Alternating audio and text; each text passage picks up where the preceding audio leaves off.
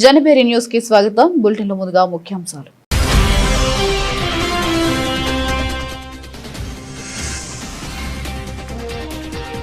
కాంగ్రెస్ ఆఫీసులో వందే మాతరం ఆపడం క్షమించరాని నేరం. సోనియా గాంధీపై నిప్పులు చెరిగిన అమిత్ షా.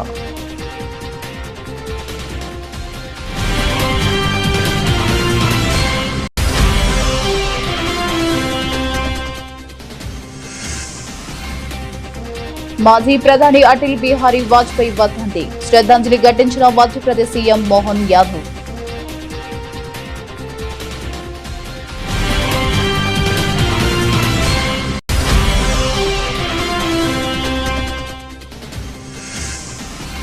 వందే మాతరం వివాదంపై కాంగ్రెస్ పై విరుచుకుపడ్డ పశ్చిమ బెంగాల్ సీఎం సువేందు అధికారి.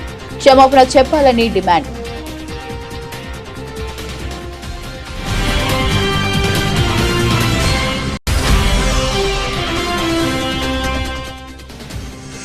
కావేరీ జలాల వివాదంపై కర్ణాటక డిప్యూటీ సీఎం డీకే శివ్ కుమార్ కీలక వ్యాఖ్యలు.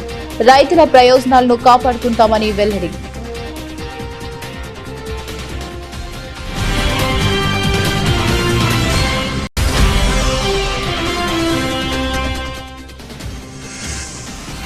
విజయవంతమైన ఎస్ఐఆర్ ప్రక్రియ.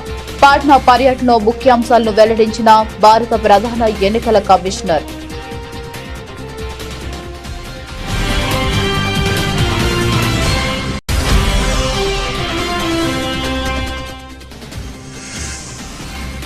కేరళ స్వతంత్ర దినోత్సవ వేడుకల్లో వందే మాతరం వివాదం. యూడీఎఫ్ ప్రభుత్వంపై బీజేపీ విమర్శలు.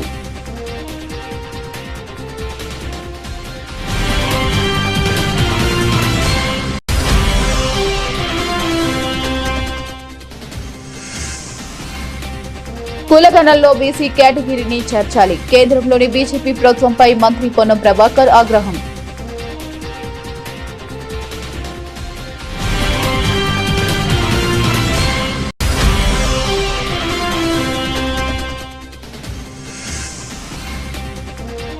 స్వతంత్ర దినోత్సవం వేళ మహిళను సీఎం చంద్రబాబు అవమానించారు. మాజీ మంత్రి రోజా ఆరోపణలు.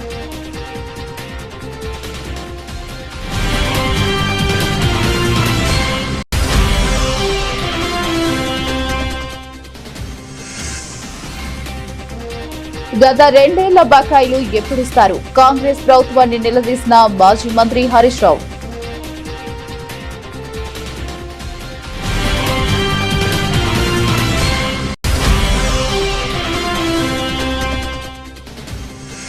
పెద్దపట్టపుపాలెం అభివృద్ధి పనులను ప్రారంభించిన ఎంపీ ఎమ్మెల్యే ఇంటూరి. స్థానిక సంస్థల ఎన్నికల్లో ఏకపక్షంగా తీర్పు ఇవ్వాలని ఎమ్మెల్యే పిలుపు.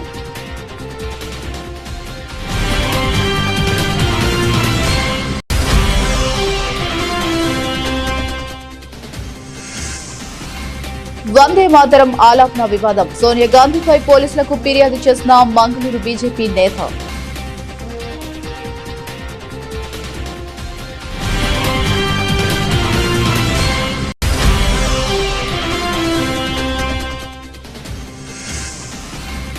పీవీ సింధు స్ఫూర్తితోనే ముందుకు సాగుతున్న ప్రపంచ ఛాంపియన్షిప్ పై దృష్టి పెట్టిన 18 ఏళ్ల ఉన్నతి కూడా.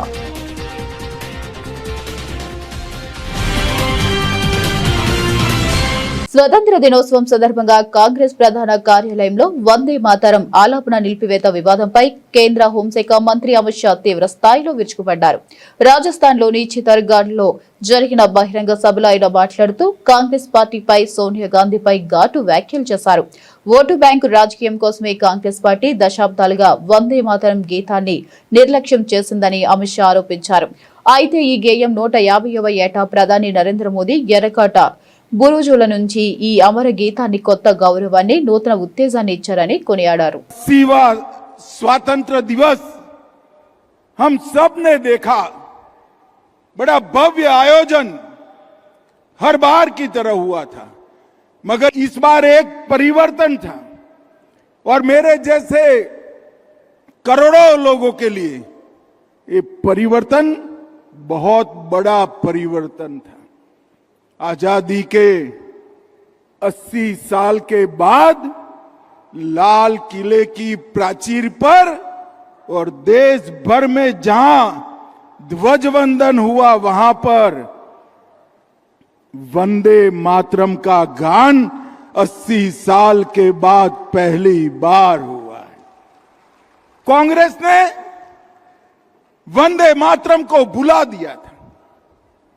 बंकिम चंद्र चट्टोपाध्याय जी की वो अमर कृति, वो दो शब्द, एक गान के दो शब्द वंदे मातरम, भारत माता की मैं वंदना करता हूं, ये बोलते बोलते हजारों लाखों लोग फांसी के फंदे पर चढ़ गए थे, गोलियां खाई थी, लाठियां खाई, कई साल जेल में रहे।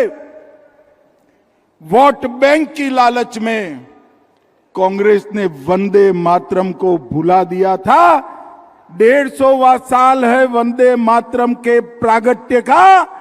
हमने लाल किले की प्राचीर से मोदी जी ने वंदे मातरम को फिर से एक नया आयुष्य देने का काम किया है। हमने लाल किले की प्राचीर से मोदी जी ने वंदे मातरम को फिर से एक नया आयुष्य देने का काम किया है। और इनकी निर्लज्जता देखिए, कांग्रेस पार्टी के मुख्यालय पर वंदे मातरम का गान हो रहा था। चालू गान में कांग्रेस की नेत्री सोनिया जी ने कांग्रेस अध्यक्ष को गान रोकने का कहा। हम सब टीवी पर देखते रह गए। 80 साल के बाद बंकिम बाबू का ये अमर मंत्र, अमर गान जब फिर से सम्मान प्राप्त कर रहा है, वो भी सोनिया जी को राज नहीं आता है। सोनिया जी, భారత మాజీ ప్రధాని భారతరత్న అటల్ బిహారీ వాజ్పేయి వర్ధంతి సందర్భంగా ఆయనకు ఘనంగా నివాళులర్పించారు. మధ్యప్రదేశ్ ముఖ్యమంత్రి డాక్టర్ మోహన్ యాదవ్ వాజ్పేయి చిత్రపటానికి పూలమాలలు వేసి శ్రద్ధాంజలి ఘటించారు. ఈ సందర్భంగా సీఎం మాట్లాడుతూ అటల్ బిహారీ వాజ్పేయి గారు కేవలం ఒక గొప్ప నాయకుడే కాకుండా సుపరిపాలనకు ప్రాణం పోసిన మహనీయుడని కొనియాడారు. తన ఆదర్శవంతమైన సిద్ధాంతాలు, దేశభక్తి మరియు స్ఫూర్తిదాయకమైన మాటలతో కోట్లాది మంది హృదయాల్లో చిరస్థాయిగా నిలిచిపోయారని గుర్తు చేసుకున్నారు. ఆయన అందించిన నాయకత్వం మరియు అభివృద్ధి బాటలు భారతదేశాన్ని ప్రపంచ వేదికపై బలమైన శక్తిగా నిలబెట్టాయని వ్యాఖ్యానించారు. आपके माध्यम से आज अटल जी के उस स्वरूप को हम स्मरण करते हैं। एक ऐसा राष्ट्रभक्त नवयुवक जो आजादी के पहले, आजादी के बाद तक का देश और नई पीढ़ी के लिए अपना जीवन कुर्बान करते हैं। अटल जी के जीवन के अलग अलग समय के उनके किए गए योगदान को स्मरण करें तो राष्ट्र धर्म के प्रकाशन से लेकर करके सभी प्रकार के साहित्य के प्रकाशन में अटल जी की अपनी एक भूमिका रही है। एक राजनेता, एक कुशल प्रचारक और देश के प्रधानमंत्री हो या अपोजिशन के लीडर, हमेशा उनकी जो भूमिका हुई है, ना भूतो ना भविष्यति। मैं मान के चलता हूँ अटल बिहारी वाजपेयी जी के एक एक तरीके से काम करने का जो उनका रोल है। और हम याद करें जब भारत पाकिस्तान के बीच बांग्लादेश के घटनाक्रम घट रहे थे, ऐसे समय में दृढ़ता के साथ अपोजिशन के नेता होने के बावजूद भी उन्होंने तत्कालीन प्रधानमंत्री इंदिरा गांधी जी के साथ कदम से कदम मिला करके उस भाव का प्रकटीकरण का जिससे लोकतंत्र गौरवान्वित होता है। हमको याद होगा जब उनने స్వతంత్ర దినోత్సవ వేడుకల్లో జాతీయ గేయం వందే మాతరం ఆలాపన సమయంలో చోటు చేసుకున్న వివాదంపై రాజకీయ దుమారం మరింత దుమ్మురేపుతుంది. కాంగ్రెస్ అగ్రనేత సోనియా గాంధీ వందే మాతరం ఆలపిస్తున్న వేళ అభ్యంతరం వ్యక్తం చేసినట్టు వస్తున్న ఆరోపణలపై పశ్చిమ బెంగాల్ ముఖ్యమంత్రి సువేందు అధికారి తీవ్ర స్థాయిలో విరుచుకుపడ్డారు. ఈ సంఘటనతో పశ్చిమ బెంగాల్ వ్యాప్తంగా ప్రజలు తీవ్ర ఆగ్రహంతో ఉన్నారని, కాంగ్రెస్ పార్టీ దీనిపై తక్షణమే దేశ ప్రజలకు క్షమాపణ చెప్పాలని సువేందు అధికారి డిమాండ్ చేశారు. ఒక నిర్దిష్ట ఓటు బ్యాంకుకు సంతృప్తి పరిచేందుకే కాంగ్రెస్ ఇటువంటి ప్రీతి పాత్ర రాజకీయం చేస్తుందని, ఇది జాతీయ వాదాన్ని మరియు బంకిచంద్ర చట్టోపాధ్యాయుని తీవ్రంగా అవమానించడమేనని ఆయన మండిపడ్డారు. বন্দে মাতরম যে অতীত ইতিহাস ভারতীয় জাতীয়তাবাদের চেতনাকে যেমন নতুন ভাষা দিয়েছিল, সাথে সাথে এটি আনন্দ মঠে অন্তর্ভুক্ত হয়, এটাও আমরা সবাই জানি। বঙ্গভঙ্গের পরে এই গান আরো গভীরভাবে স্বাধীনতা আন্দোলনের সঙ্গে একাত্ম হয়ে যায়। বিপিনচন্দ্র পাল লিখেছিলেন যে স্বদেশী বয়কট এবং বন্দে মাতরম, স্বদেশী বয়কট এবং বন্দে মাতরম এই তিনটি শব্দই হয়ে উঠেছিল ভারতীয় স্বাধীনতা আন্দোলনের প্রাণবন্ত সমর্থক। স্বাভাবিকভাবে এমন অসংখ্য উদাহরণ রয়েছে।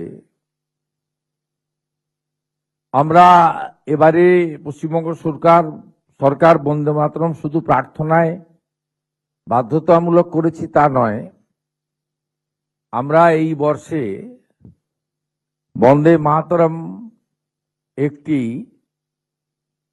জাতীয় মানের মিউজিয়াম তৈরি করার জন্য আমরা ঘোষণা করেছিলাম, আপনারা জানেন। তাই কালকের এই ঘটনার মধ্য দিয়ে రాష్ట్రవాద దేశప్రేమ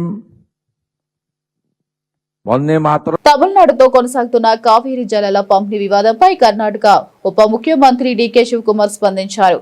కొడగు జిల్లాలోని ప్రముఖ ఆలయాన్ని సందర్శించి ప్రత్యేక పూజలు నిర్వహించిన అనంతరం ఆయన మీడియాతో మాట్లాడారు.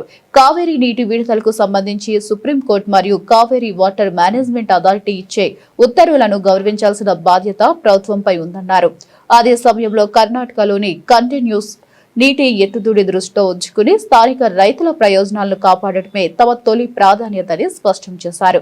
న్యాయపరమైన నిబంధనలు పాటిస్తూనే మన రాష్ట్ర వ్యవసాయ అవసరాలకు ఇబ్బంది కలగకుండా తగిన చర్యలు తీసుకుంటామని ఆయన వెల్లడించారు.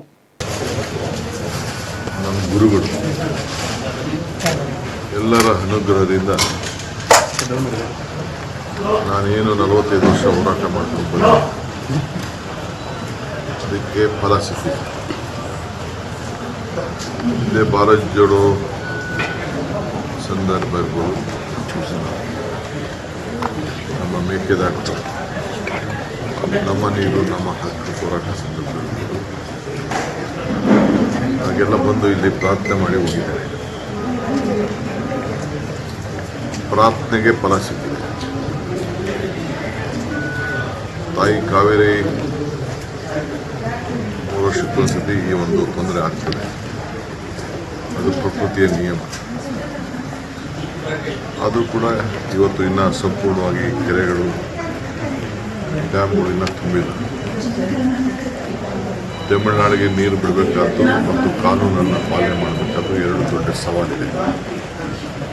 జొತೆಗೆ ನಮ್ಮ రైతులను కూడా బతికించಬೇಕಾದ್ದು. భారత ప్రధాన ఎన్నికల కమిషనర్ జ్ఞానేష్ కుమార్ పాట్నా పర్యటనలో కీలక వ్యాఖ్యలు చేశారు. సవరించిన ఓటర్ల జాబితా మరియు ప్రత్యేక సమీక్ష ప్రక్రియ విజయవంతం కావడంతో బీహార్లో ఓటింగ్ శాతం గణనీయంగా పెరిగిందని ఆయన పేర్కొన్నారు. ప్రపంచంలోని అనేక అభివృద్ధి చెందిన దేశాలైన అమెరికా, బ్రిటన్, ఫ్రాన్స్, స్పెయిన్ మరియు జపాన్ కంటే కూడా భారత్లోనే, ముఖ్యంగా బీహార్లోనే ఓటర్ల భాగస్వామ్యం మరియు పోలింగ్ శాతం ఎక్కువగా నమోదైందని ఆయన స్పష్టం చేశారు. ప్రజాస్వామ్య ప్రక్రియలో ఓటర్ల చైతన్యం, పారదర్శకమైన ఎన్నికల నిర్వహణే దీనికి కారణమని సిఈసి వివరించారు. ఓటింగ్ వివరాలు, నమోదు ప్రక్రియలు లేదా ఎన్నికల సమాచారం కొరకు భారత ఎన్నికల సంఘం యొక్క సైట్ను ఎలక్షన్ కమిషన్ ఆఫ్ ఇండియా ద్వారా చూడొచ్చు. मतदाता सूची के शुद्धिकरण का देश भर में सबसे सफल आयोजन बिहार से ही शुरू हुआ था और विगत 2025 में हुए बिहार के शांतिपूर्ण विधानसभा चुनावों का मतदान प्रतिशत भी न केवल आजादी से लेकर अब तक बिहार में सर्वाधिक रहा, बल्कि अमेरिका, इंग्लैंड, फ्रांस, स्पेन और जापान के आम चुनावों से भी ज्यादा मतदान प्रतिशत रहा. కేరళలో జరిగిన స్వతంత్ర దినోత్సవ వేడుకల్లో జాతీయ గేయం వందే మాతరం ఆలపించడంపై సరికొత్త వివాదం చెలరేగింది. వేడుకల్లో వందే మాతరం గీతాన్ని పూర్తిగా ఆలపించలేదని ఆరోపిస్తున్న కేరళ బీజేపీ నేత రాజీవ్ చంద్రశేఖర్ తీవ్ర వ్యాఖ్యలు చేశారు. యూడీఎఫ్ ప్రభుత్వం ముస్లిం లీగ్ మరియు జమాతే ఇస్లామీ వంటి శక్తుల ప్రభావంతో పనిచేస్తుందని, అందువల్లే జాతీయ గేయ ఆలాపనలో నిబంధనలు పాటించలేదని ఆయన విమర్శించారు. కాంగ్రెస్ నాయకత్వంలోని కూటమి ఓటు బ్యాంకు రాజకీయం కోసమే ఇటువంటి నిర్ణయాలు తీసుకుంటుందని రాజీవ్ చంద్రశేఖర్ ధ్వజమెత్తారు. നമുക്കെല്ലാവർക്കും അറിയാം, ഇന്നലെ ഓഗസ്റ്റ് 15 നമ്മുടെ രാജ്യത്തിന്റെ സ്വാതന്ത്ര്യ ദിനമായിരുന്നു. നിയമപരമായ സ്വാതന്ത്ര്യദിന ആഘോഷത്തിന്റെ സമയത്ത് ദേശീയഗാനം, ദേശീയഗീതം പാടണം എന്ന് ഒരു ട്രഡീഷൻ നമ്മുടെ രാജ്യത്തിലുണ്ട്. പിന്നെ പാർലമെന്റ് പാസാക്കിയ ഒരു നിയമം പ്രകാരം ദേശീയ ഗീതം പാടുമ്പോൾ അത് കംപ്ലീറ്റ് ആയിട്ട് പാടണമെന്ന് ഒരു നിയമമായിട്ട് പാർലമെന്റ് പാസാക്കി.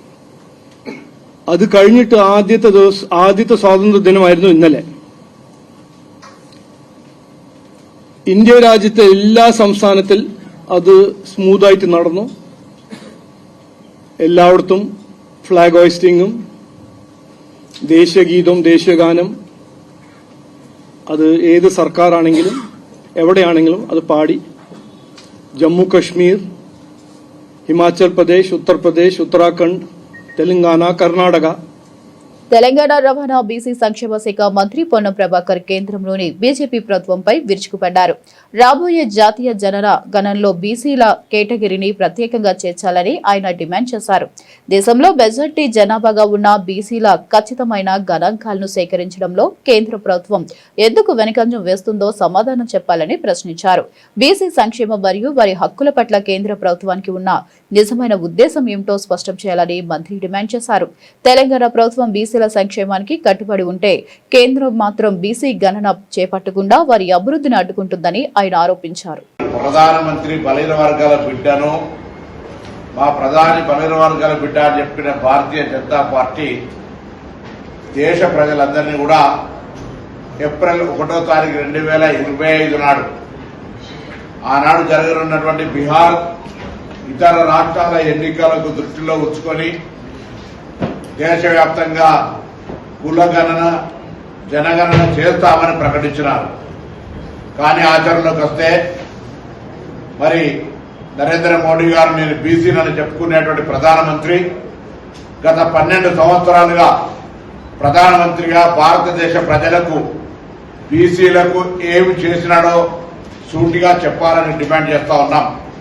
ఒక్క కార్యక్రమమైన బలహీన వర్గాల సంక్షేమానికి దేశవ్యాప్తంగా మేము ఇది చేసినాము అని చెప్పుకునేటువంటి ఏదైనా ఒక్కటున్నా చెప్పాలని డిమాండ్ చేస్తా ఉన్నాం. అదేవిధంగా ఈరోజు ఏప్రిల్ 1, 2025 నాడు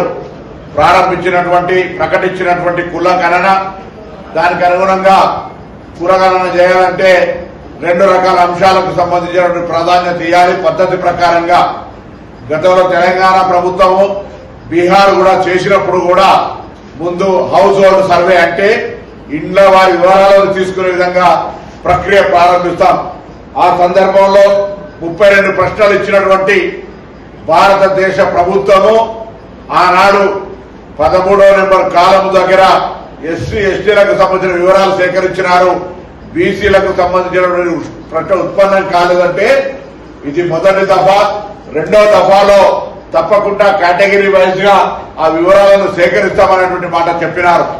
దురదృష్టం ఆ సందర్భంలో జరిగినటువంటి అంశాలను గౌరవ ప్రధానమంత్రి గారు హైదరాబాద్కి వచ్చినప్పుడు నేను ఆ రోజు గౌరవ ఉప ముఖ్యమంత్రి గారు స్వయంగా ఆ యొక్క అప్లికేషన్ ఫారాన్ని ప్రధానమంత్రి గారికి వివరించి ఆంధ్రప్రదేశ్ ముఖ్యమంత్రి నారా చంద్రబాబు నాయుడుపై వైఎస్ఆర్సీపీ నేత మాజీ మంత్రి ఆర్కే రోజా తీవ్ర స్థాయిలో విరుచుకుపడ్డారు.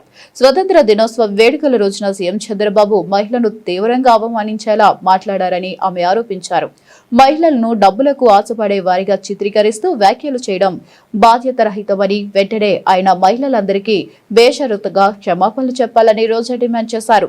చంద్రబాబును ఒక డర్టీ పొలిటీషియన్ అని గతంలో కేసీఆర్ సరైన సమయాన్నే వర్ణించారని గుర్తు చేశారు. ఓస్మా బిన్ లాడెన్ ప్రపంచ శాంతి గురించి మాట్లాడితే ఎలా ఉంటుందో చంద్రబాబు నీతి వ్యాఖ్యలు చెబితే కూడా అలాగే ఉంటుందని ఎద్దేవా చేశారు. ఆయన చెప్పిన వ్యాఖ్యలు ఏంటి తెలుసా? అమ్మా, మీరు 2000 ఓటుకు తీసుకుంటే ఆ తీసుకున్నోడు 2 లక్షలు సంపాదించాలనుకుంటాడు, మీకు ఎలా మంచి చేయగలుగుతాడు అని చెప్పి సిగ్గు లేకుండా కళ్ళు అరపకుండా ఆయన చెప్పే నీతులు చూస్తే అసలు ఎవరికైనా కూడా కోపంతో రగిలిపోతారు. ఎందుకంటే ఒసామా బిన్ లాడెన్ ప్రపంచానికి శాంతి పాఠాలు చెప్తే ఎలా అందరూ నవ్వుకుంటారో, చంద్రబాబు నాయుడు నీతులు చెప్తే అలాగే. అసలు ఓటుకి నోటు అనే పరిచయం చేసిన వ్యక్తి చంద్రబాబు నాయుడు. ఎన్టీఆర్ గెలిపించుకున్న ఎమ్మెల్యేల్ని లాక్కొని ఎన్టీఆర్ కి వెన్నుపోటు పొడవడానికి అదే డబ్బును వాడాడు.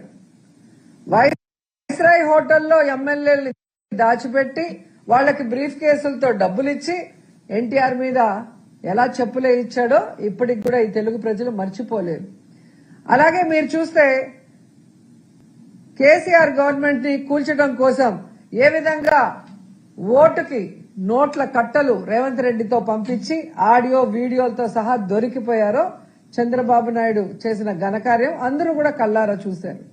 సో ఈ రాష్ట్రంలో డబ్బుతో వ్యవస్థల్ని మేనేజ్ చేయటం, సొంత తండ్రి లాంటి మామను వెన్నుపోటు పొడటానికి అదే డబ్బులు వాడటం, ప్రజల్ని మోసం చేసి తాను అధికారంలో రావడానికి అదే డబ్బులు వాడటం, అలాగే తాను చెప్పిన హామీలు నెరవేర్చినట్లు చూపించడానికి పచ్చ ఛానళ్లకి అదే డబ్బులు ఇచ్చి మేనేజ్ చేసుకోవటం,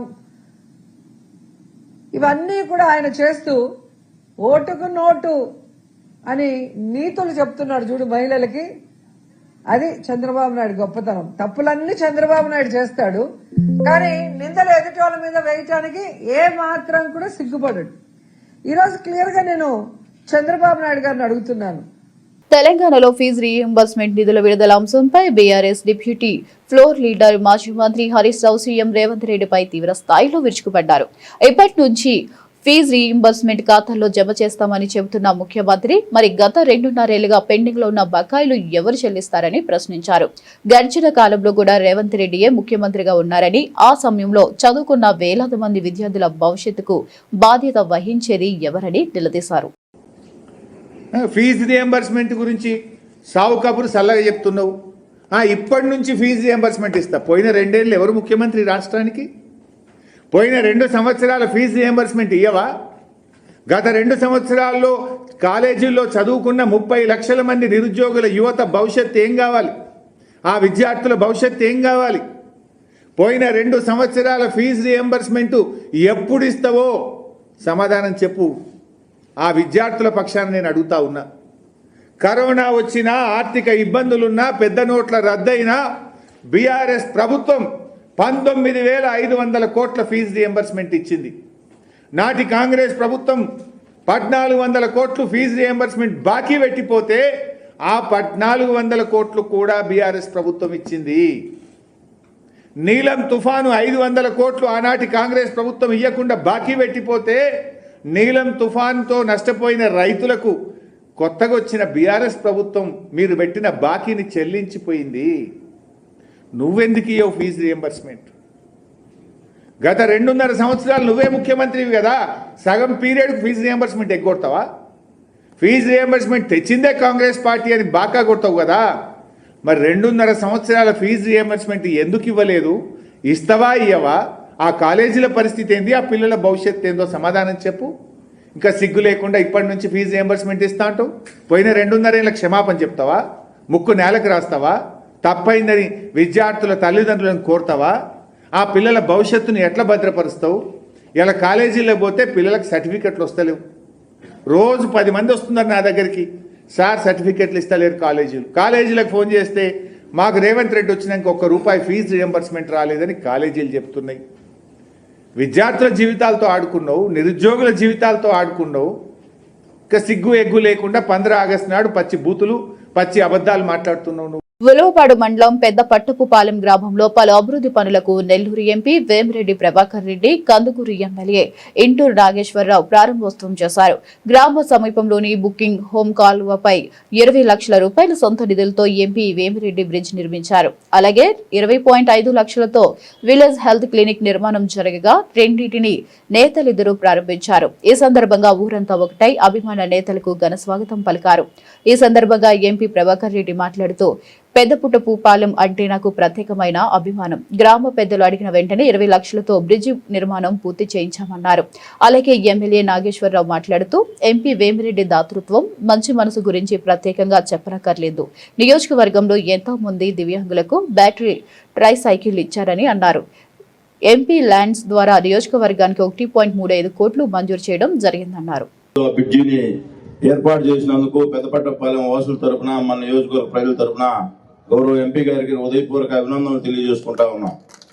మీ అందరూ కూడా తెలుసు, ఈరోజు ట్రై సైకిల్స్ కానీ విపిఆర్ ఫౌండేషన్ ద్వారా అనేక వాటర్ ప్లాంట్లు ఇవ్వడం, ఈరోజు మళ్ళా నేత్రాన్ని కూడా కార్యక్రమాన్ని తీసుకొని నియోజకవర్గాల్లో ఏదైతే పార్లమెంట్ పరిధిలో ఉన్న అన్ని నియోజకవర్గాల్లో ఎవరైనా కళ్ళ జబ్బుతో ఇబ్బంది పడతా ఉంటే వాళ్ళందరూ కూడా సేవ చేయాలని ఒక మంచి సేవా దృక్పథంతో ఈ కార్యక్రమాన్ని కూడా ఏర్పాటు చేయడం జరిగింది. మనందరం కూడా ఇంతకుముందు చాలా మంది ఎంపీలను చూసాం, ఎప్పుడో ఎలక్షన్ టైం వచ్చేసి తర్వాత మళ్ళా నియోజకవర్గ ప్రజలకు కనిపించే పరిస్థితి కూడా ఉండేది కాదు. గౌరవ ఎంపీ గారు నాకు తెలిసి అయితే ఉలవపాడు మండలానికి ఎలక్షన్లు అయిపోయిన తర్వాత కనీసం 10 టైమ్స్ వచ్చి ఉంటాడు.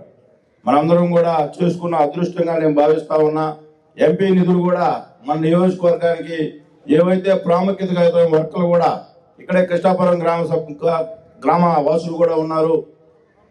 కనీసం పొలాలకు పోయేదానికి దారి లేకపోతే గౌరవ ఎంపీ గారి దృష్టికి తీసుకెళ్లాం. 40 లక్షల రూపాయలతో ఆ బ్రిడ్జిని కూడా ఏర్పాటు చేశాడు. అంటే రైతుల పట్ల, ఈ నియోజకవర్గం పట్ల ఆయనకున్న కమిట్మెంట్ ని మనందరం కూడా ఒకసారి గుర్తు చేసుకోవాలని చెప్పి ఈ సందర్భంగా మీ అందరికి కూడా తెలియజేసుకుంటూ, ఈ రోజు ఈ కూటమి ప్రభుత్వం అధికారంలోకి వచ్చి 2 సంవత్సరాలు కంప్లీట్ చేసుకున్న సందర్భంలో గౌరవ ముఖ్యమంత్రి గారు నారా చంద్రబాబు నాయుడు గారు ప్రతి గ్రామానికి తెలుగుదేశం పార్టీ కూటమి నాయకులు వెళ్లి వాళ్ళ సమస్యలు తెలుసుకుని, ఇంకా ఏమన్నా ఈ సంక్షేమ కార్యక్రమాలు మనం అందించాల్సినవి ఏమైనా ఉంటే నోట్ చేసుకుని అవి కూడా త్వరలో కంప్లీట్ చేద్దామని ఒక మంచి ఆలోచనతో తెలుగుదేశం పార్టీ 2 ఏళ్ల సంక్షేమ అభివృద్ధి కార్యక్రమాలు వివరించాలని ప్రతి గ్రామానికి కూడా వస్తా ఉన్నాం.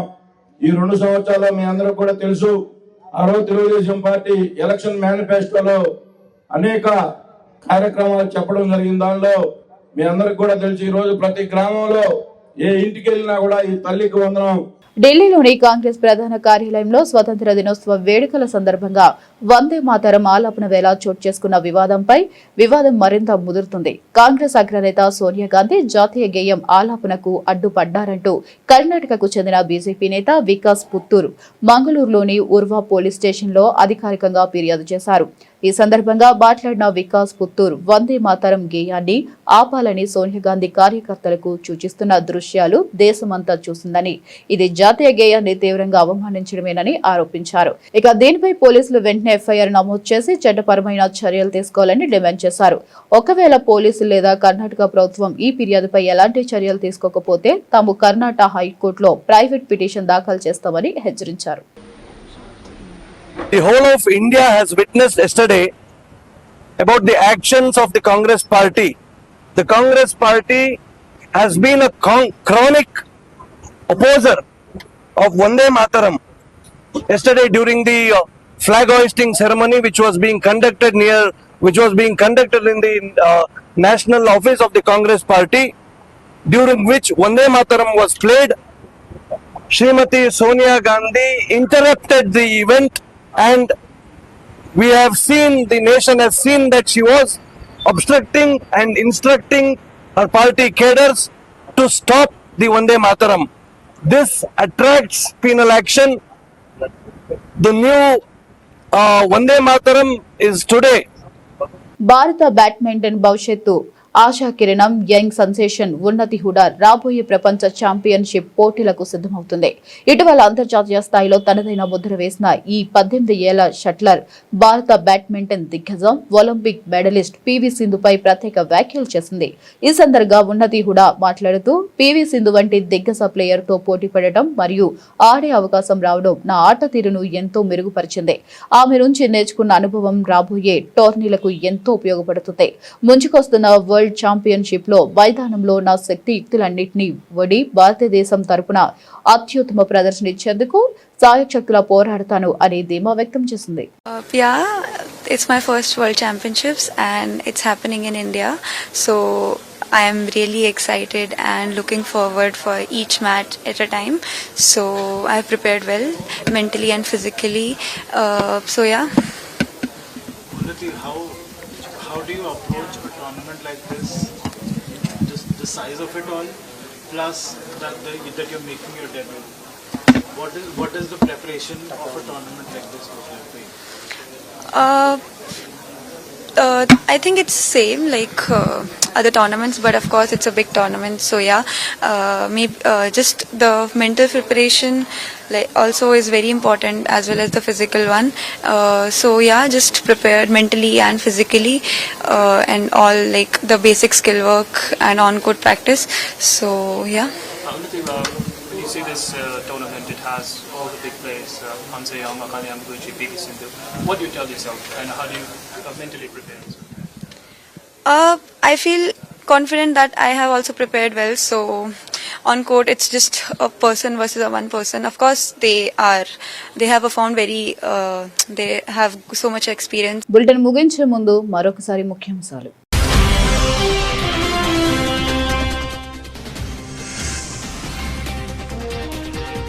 కాంగ్రెస్ ఆఫీసులో వందే మాతరం ఆపడం క్షమించరాని నేరం. సోనియా గాంధీపై నిప్పులు చెరిగిన అమిత్ షా.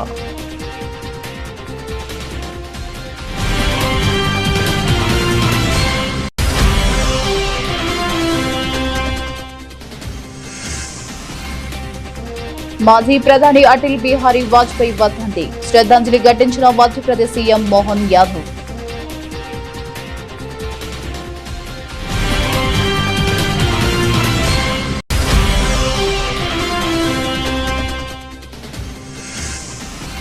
వందే మాతరం వివాదంపై కాంగ్రెస్ పై విరుచుకుపడ్డ పశ్చిమ బెంగాల్ సీఎం సువేందు అధికారి. క్షమాపణ చెప్పాలని డిమాండ్.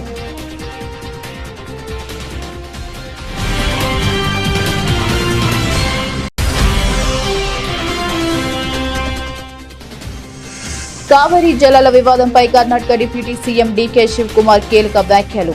రైతుల ప్రయోజనాలను కాపాడుకుంటామని వెల్లడి.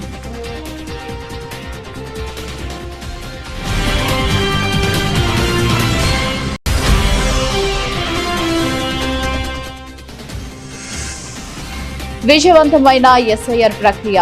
పాట్నా పర్యటనలో ముఖ్యాంశాలను వెల్లడించిన భారత ప్రధాన ఎన్నికల కమిషనర్.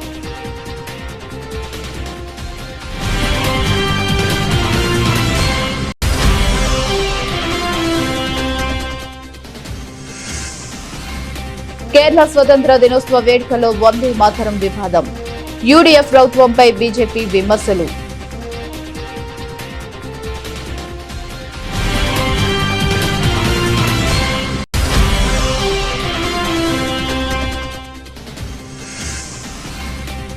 కులగణంలో బీసీ కేటగిరీని చేర్చాలి. కేంద్రంలోని బీజేపీ ప్రభుత్వంపై మంత్రి పొన్నం ప్రభాకర్ ఆగ్రహం.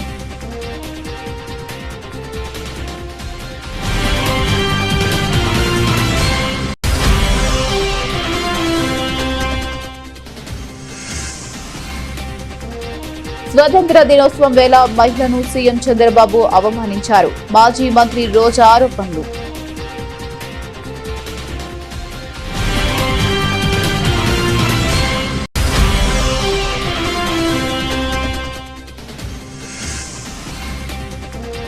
గత 2 ఏళ్ల బకాయిలు ఎప్పుడిస్తారు? కాంగ్రెస్ ప్రభుత్వాన్ని నిలదీసిన మాజీ మంత్రి హరీష్ రావు.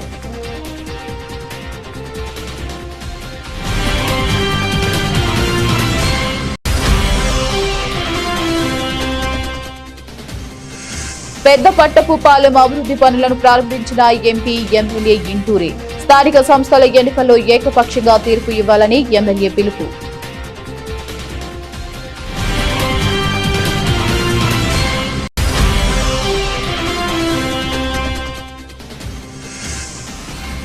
వందే మాతరం ఆలాపన వివాదం. సోనియా గాంధీపై పోలీసులకు ఫిర్యాదు చేసిన మంగళూరు బీజేపీ నేత.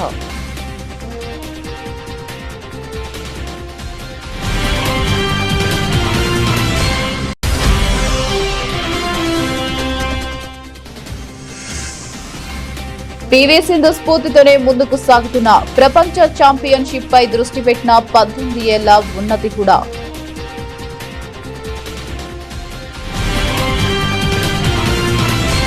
ఇవి ఇప్పటి వరకు ఉన్న అప్డేట్స్. మరిన్ని అప్డేట్స్ కోసం చూస్తూనే ఉండండి.